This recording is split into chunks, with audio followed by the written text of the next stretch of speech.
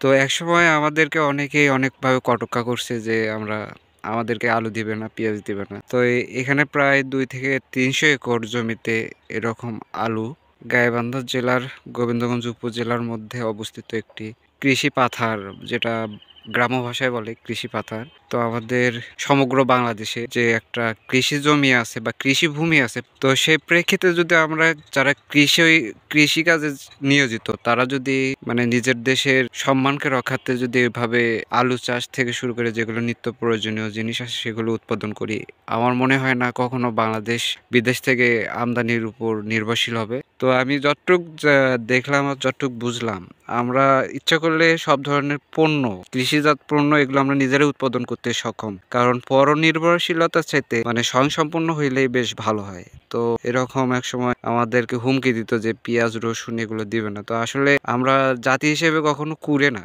মানে আমরা চাইলে সবকিছুই করতে পারি। কৃষি থেকে শুরু করে এমন কিছু না যে আমরা এখানে কোনো ফসল উৎপাদন করতে পারবো না বা ইয়ে করতে পারবো না। তো আমরা মাঠে বিভিন্ন ধরনের ফসল উৎপাদন করতে সক্ষম। তার একটা নিদর্শন যেমন এই আলু। বর্তমানে পর্যাপ্ত পরিমাণে আলু উৎপাদন হয়। বর্তমানে কৃষক কিছুটা হতাশা যে তারা পর্যাপ্ত পরিমাণ দাম পাচ্ছে না। যে হারে খরচ হয়েছে তার থেকে কিছু পরিমাণ দাম কম। এর থেকে আরো বেশি ভালো লাগছে যখন বাংলাদেশ থেকে নেপালে মানে বাংলাবান্ধায় স্থলবন্দর হয়ে যখন ৩০০ থেকে ৩৫০ মেট্রিক টন মানে আলু বিদেশে রপ্তানি হয়েছে, নেপালেও রপ্তানি হয়েছে, এটা বেশ ভালোই লাগছে।